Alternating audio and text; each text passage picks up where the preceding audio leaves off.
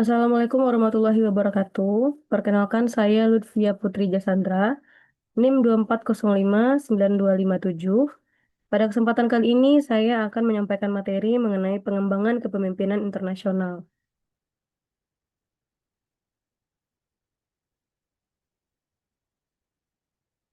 Saya akan membahas tentang bagaimana perusahaan mengembangkan pemimpin yang siap bekerja di lingkungan global. Karena di era sekarang itu banyak sekali perusahaan yang sudah beroperasi lintas negara, tapi tidak semua pemimpin memiliki kemampuan untuk memimpin di konteks budaya yang berbeda. Jadi, eh, gambaran umum tentang tantangan yang dihadapi kepemimpinan dalam era global itu biasanya masalah utamanya bukan sekedar memindahkan orang ke negara lain, tapi justru tantangan terbesarnya itu muncul dari perbedaan budaya, cara kerja, nilai, dan ekspektasi dari masyarakat lokal. Nah, jadi banyaknya perusahaan yang mengaku bahwa mereka sebenarnya kekurangan pemimpin yang benar-benar siap memimpin secara global. Padahal mereka bukan butuh orang yang hanya pintar, tetapi juga butuh orang yang paham bagaimana cara bekerja dengan orang dari berbagai negara. Nah, itu biasanya masalah utama yang dihadapi oleh perusahaan dalam mengembangkan pemimpin global ini, yaitu biasanya gagal dalam dua hal ini. Yang pertama itu mereka sendiri belum punya definisi yang jelas tentang apa itu pemimpin global.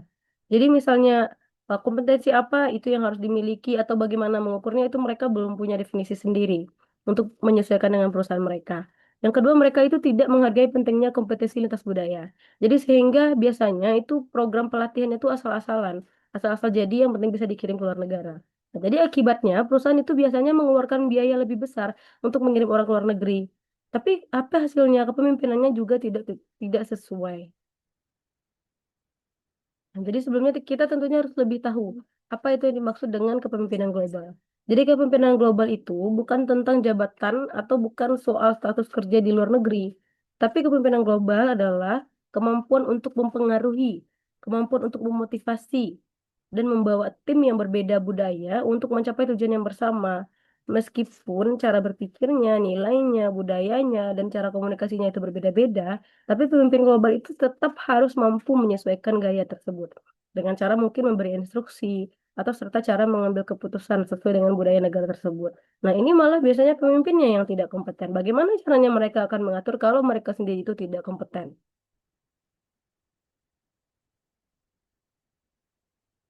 Jadi, untuk membentuk suatu pemimpin yang kompeten itu biasanya harus ada kompetensi utama yang harus dimiliki oleh pemimpin global. Jadi ada empat kompetensi dari Caligiuri dan Dragoni yang sangat penting. Yang pertama yaitu ada kemampuan mengelola diri atau self-management. Jadi pemimpin global itu pasti akan menghadapi tekanan, pasti akan menghadapi kebingungan dengan budaya baru. Yang namanya kita biasanya tidak biasa dengan budaya ini, kemudian tiba-tiba pindah pindah ke tempat lain, otomatis kita akan melakukan penyesuaian lagi. Jadi eh, self managementnya itu yaitu orang yang harus bisa mengontrol emosi, karena nanti kalau tidak bisa maka akan gagal karena lingkungannya berubah terus. Yang kedua ada kemampuan membangun hubungan. Jadi di budaya tertentu, orang-orang itu tidak langsung percaya sama pemimpin tersebut. Jadi pemimpin itu harus tahu bagaimana cara berkomunikasi sesuai norma negara tersebut untuk membangun kepercayaan, cara bertahap. Yang ketiga ada kemampuan bisnis dalam konteks global. Jadi pemimpin global itu harus bisa mengambil keputusan yang tepat di negara dimanapun dia ditempatkan. Misalnya, negara tersebut memiliki sistem bisnis atau sistem hukum atau praktik yang berbeda. Nah, jadi pemimpin harus bisa mengambil keputusan yang tepat tanpa mengesampingkan budaya dari negara dia ditempatkan tersebut. Yang keempat ada cultural agility atau kelincahan dalam berbudaya. Jadi ini inti dari pemimpin global. Yang dimana pemimpin global itu harus cepat membaca budaya, cepat menyesuaikan perilaku, dan tidak ada kaku-kaku. Selanjutnya ada model right stuff atau bagaimana pemimpin global dibentuk. Jadi model itu dikembangkan oleh model McCall dan Hollenbeck yang mengatakan bahwa pemimpin global itu dibentuk dari pengalaman, bukan dari bakat bawaan. Artinya, perusahaan harus memberikan pengalaman lintas budaya yang menantang untuk membentuk calon pemimpin di masa depan. Jadi yang diukur itu bukan hanya kemampuan sekarang, tapi seberapa banyak atau seberapa cepat seseorang itu belajar dan berkembang dari pengalaman internasionalnya. Ada enam elemen penting. dari model ini. Yang pertama ada talenta berbasis learning agility, yang kedua ada pengalaman internasional yang menantang, yang ketiga bahan yang tepat, yang keempat kesesuaian dengan strategi bisnis, yang kelima mekanisme pengembangan dan struktur, dan dukungan organisasi sebagai katalis.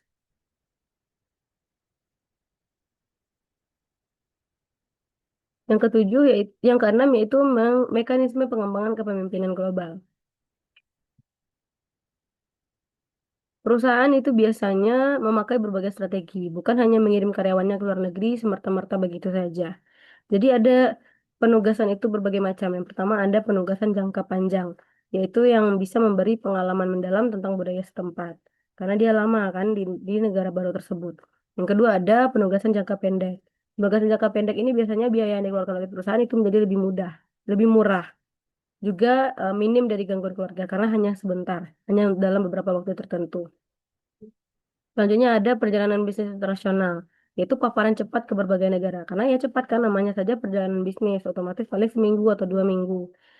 Lalu selanjutnya itu ada tim virtual global, bekerja dengan orang yang berbagai negara berbeda, tapi tanpa bertatap muka langsung, tanpa bertemu. Yang namanya kan tim virtual global. Lalu selanjutnya ada eksekutif coaching, yaitu pendampingan intensif untuk mengubah perilaku kepemimpinan. Jadi kualitas pengalaman itu penting sekali, bukan soal berapa lama, tapi seberapa banyak interaksi budaya yang didapatkan. Selanjutnya ada tren baru atau pemimpin global masa kini. Jadi saat ini perusahaan itu biasanya mulai menggunakan e-learning multibahasa untuk meningkatkan wawasan global. Ada juga program volunteering internasional yang menumbuhkan empati dan kepekaan budaya. Nah, jadi dua ini membuat pengembangan pemimpin nasional itu jadi lebih murah, fleksibel dan relevan bagi generasi muda sekarang.